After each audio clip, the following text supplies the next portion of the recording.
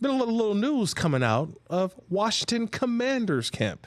And a lot of it has to do with the quarterback being named a starter that we kind of already knew, but still, this is my team that I'm following this year only because I feel like no one's talking enough about him. Dan Quinn's bunch, but a guy who can help us out and get more understanding of what's going on with the Commanders. Here's Ben Standig, writer for The Athletic. He covers the Commanders. Ben, I feel like this team is riding under the radar a little bit. No one really knows who this Washington Commanders team is.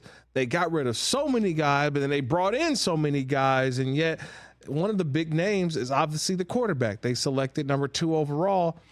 Jayden Daniels is now the starter. Are we surprised? Is this just part of the process? Because before it was like, oh, we're not going to play him until he's ready or this. And it's like, all right, look, he showed us enough. He's the starter. How did that process go in him being named the starter?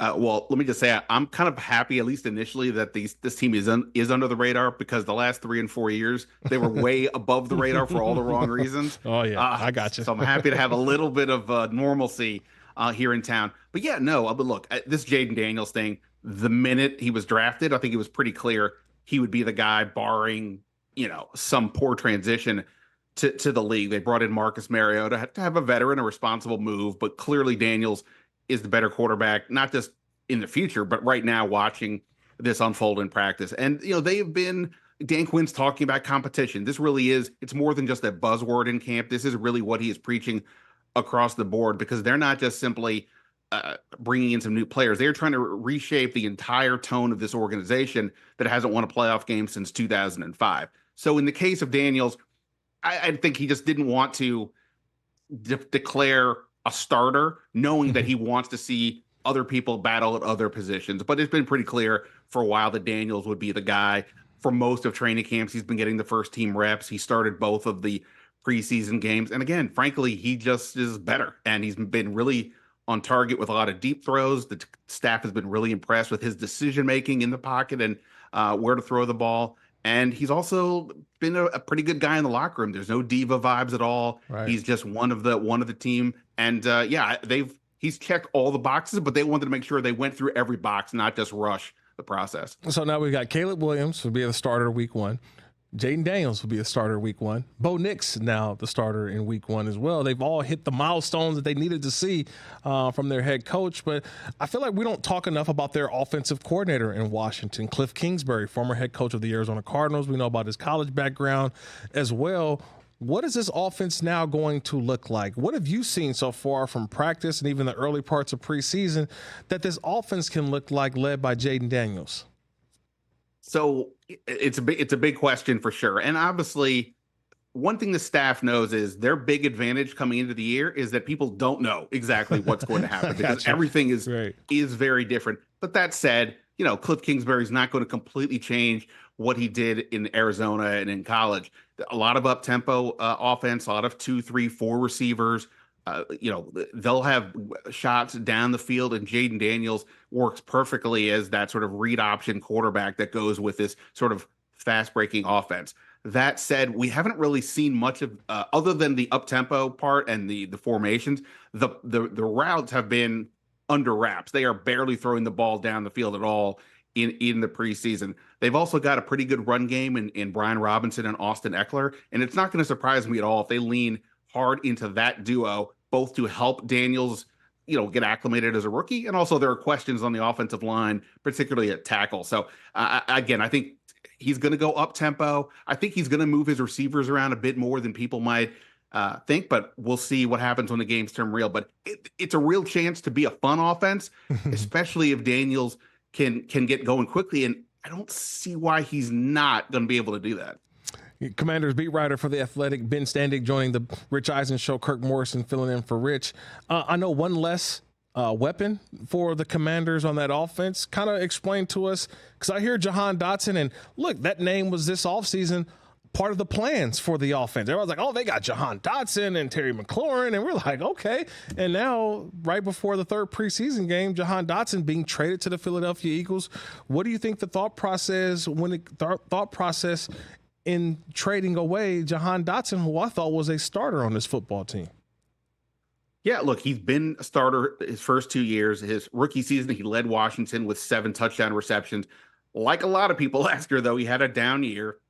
A lot went wrong here, but he didn't seem to bounce back quickly or really at all this year, where other veterans who came back seemed to have that extra pep in their step, as it were, seemed to buy in more. Dotson just seemed off for most of this campaign, and not just off, in terms of like the route running, but I think it's also his vibe wasn't hitting with what Dan Quinn was preaching. And the analogy I've been using now for the last week or so is, I happened to watch the movie Miracle the other day for the 800th time. Great movie. Great movie. Yeah. And there's a scene early in the movie where Kurt Russell playing Herb Brooks turns to his assistant coach, hands him a piece of paper with 26 names on it that he wants to bring to training camp. The thing is, though, it's on day one of this bigger tryout with like 100 players. And the assistant says, wait a minute, what are you doing here? This doesn't even have some of the best players on it. And Herb Brooks responds, I'm not looking for the best players. I'm looking for the right ones. And I think for where this team is right now, of course, they're going to try to win.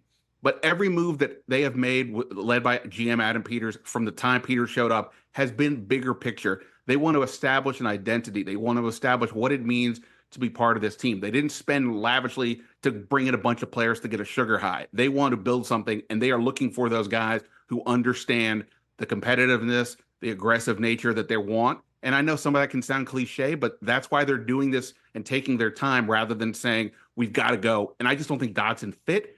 And with 2 years left on his contract, rookie deal, they got some good value for him. Right. They don't have much else at receiver besides McLaurin. I'll give you that. But this to me is a tone-setting move more than it is just about, reshaping the wide receiver room. Ben, nothing wrong with a sugar high, by the way. Nothing wrong with it, man. Trust me. I've had a few in my day. Yeah, Jolly Ranchers and all. But Ben Standig, Commanders beat writer for The Athletic. I would say this, though, that we see the trade and we see kind of the competition that's been going on. What is this now new culture? You mentioned a little bit Adam Peters, the new general manager, Dan Quinn, new head coach, formerly defensive coordinator with the Dallas Cowboys. But how has this camp, this preseason, been different than maybe what Ron Rivera had done in the previous seasons?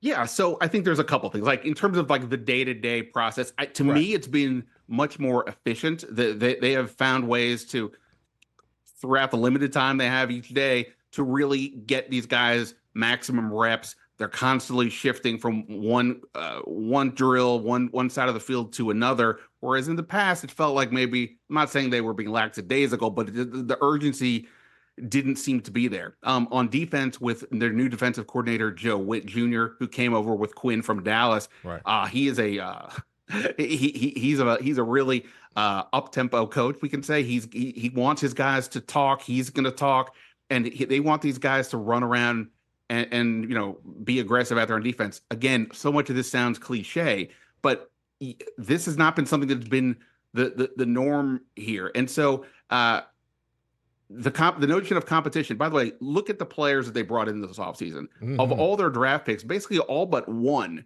was a team captain in college, which means just that there's a certain leadership component that these guys bring that was recognized at the college level. They brought in free agents. They didn't spend big really on almost anybody, but they brought in guys like Bobby Wagner, future Hall of Famer, on a one-year deal. They brought in Austin Eckler, who's got a chip on his shoulder after a down year with the Chargers. Zach Ertz, sure, maybe he's on the back nine of his career, but he's been a Pro Bowl player on really good teams, and he has the attitude to what it takes. They bring guys like that in, combined with these new pieces, Jayden Daniels included, and this is the combination where you take the guys just coming in, pair them with the been there, done that vets who do things the supposed right way, and now all of a sudden you start building your attitude and your tone. And by the way, let me just say, even though last year the franchise sale occurred right before the season started, right, it wasn't until this season that it really felt different. And to remove the cloud of the Dan Snyder era and at the end the Ron Rivera part, to remove that, it really is legitimately sunny here. There's no more cap ceiling. It feels like anything, to sound like Kevin Garnett, anything is possible. Right. Again, maybe not this year, but going forward, I think that's what they're all aiming at. And I think that's given them new life, new attitude, new energy, and this competitiveness. Yeah, I think it goes back to how we talked about it to start. they've kind of been under the radar a little bit. There is the conversation is not about what's going on in the front office or on the outside. The conversation now is they got a starting quarterback in Jayden Daniels. And now you look at the Dallas Cowboys, you look at the Philadelphia Eagles, which is, again, that's kind of funny. You trade within division, right? But hey, that's the new NFL we're in, because that before was forbidden. You can't trade in a division, and now it's like the norm. But you think about the teams now in this NFC East. Cowboys and Eagles have won the division in the last couple of years, but here comes the Commanders' new head coach, obviously new general manager, now new quarterback. What is the true life the expectation for this football team? Is this a team that's right there that can knock on the door of the playoffs, or what do you want to see in year one of this regime?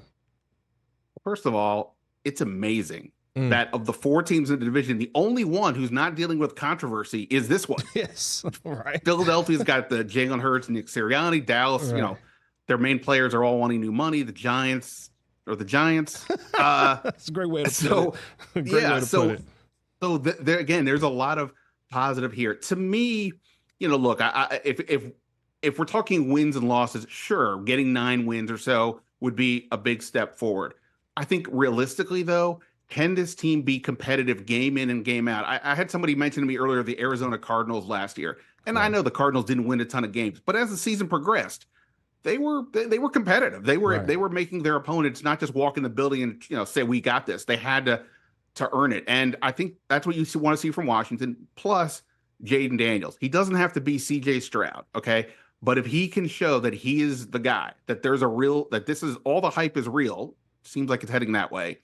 Then next year, on his second year of his rookie deal, Adam Peters can go aggressive in free agency, in trades, and now you take advantage of that. So I just think they need to make those strides forward. And again, this is why they're working on the baseline of their attitude, their competitiveness, rather than saying, let's go get, trade for Brandon Ayuk. Hopefully that doesn't happen in the next 10 minutes. But you know what I mean? Like, they're not making the splashy moves that I know so many people want, because they understand there's a bigger picture involved here, and they're waiting to build on that. And I think that, to me, is what the expectation would be: competitiveness and Jayden Daniels showing he belongs. Yeah, they're going to hang their hat on the offense. Obviously, Kliff Kingsbury, but I want to get you out of here just talking about the defense a little bit. You talked about Bobby Wagner. This defense doesn't have Montez Sweat or Chase Young of a year ago. Both guys traded away. They still got Daron Payne and the guys up front. But tell me about this secondary a little bit. Tell me just the defense in whole, because I think, was it Martin Emerson was getting not Emerson, Forbes. Who was the cornerback that was getting roasted? Forbes. I get them both mixed up because they both were at Mississippi State together when you're watching them, and I'm they were in unison. They played well, but now I'm watching them in the National Football League. Emerson is playing great over with Cleveland, and Forbes is over on social media just getting trashed with all the highlights. Yeah, well, look, the strength of this defense is going to be up front. You've got the 2 Pro Bowl defensive tackles in John Allen and Daron Payne. Now they've had very little linebacker the last 4 or 5 years. Now you've got Wagner. The one big move that they made this offseason was signing Frankie Louvu, who likely is going to play the Micah Parsons role in this defense, where you line him up on the edge, linebacker, all over the place, and he can get after the quarterback. The secondary is where things start to get a little dicier. I think they've got some interesting options at safety, but cornerback, you mentioned Forbes. I think this is where opponents are going to pick on them. They've got their top outside cornerbacks, Forbes, Benjamin St-Juste, and Mike Davis, who they signed in free agency. Not showing a lot of impressive work so far, to my eyes, in camp. And you mentioned Forbes really struggled last year. Now, I do think he's made some strides this year. He put on some weight, which was needed because he only weighed 165 at the combine last year. Right. So there's still hope for him. And I do think one big hope is the Dallas coaches last couple of years, they had Trayvon Diggs lead the league in interceptions. And last year, Deron Bland went from a 5th-round pick to setting the record for most interceptions returned for touchdowns. Right. Emmanuel Forbes set the college record for most interceptions returned for touchdown in a career. So I think there's hope that they can get with him and get him back on track. But I think early on, in particular, the cornerbacks on the outside, I think could be the weakness for sure on this defense. Ben, I know last question for you, but anything in terms of the last preseason game, how are they handling it? It's Jayden Daniels over there with a clipboard, and a headset and a ball cap? Anything to take out of the last preseason game for these Washington Commanders? Yeah, Dan Quinn hasn't said anything official yet. He said he will tomorrow, probably after their practice. I can't imagine any of their starters will do anything. Jaden Daniels has only played 3 series in 2 games. I mentioned Allen, Payne, and Wagner. They haven't taken the field at all yet. And, I think you've made it this far. I think, they've had 2 joint practices. They're obviously getting in their own practices. I think they feel comfortable with that. So the only starters I could see playing are probably guys like I mentioned, the cornerbacks, maybe some. Look, they just traded away Dotson. Some of the receivers beyond McLaurin will probably need to get out there, show what they can do. But I can't imagine Jaden Daniels would be out there, even though Daniels versus Drake May would obviously be fun, even if it is the preseason. Commanders beat writer for The Athletic, Ben Standig. Appreciate the time, my brother. Thanks for having me. Catch the Rich Eisen Show every single day on the Roku channel, 12 to 3 Eastern, for free.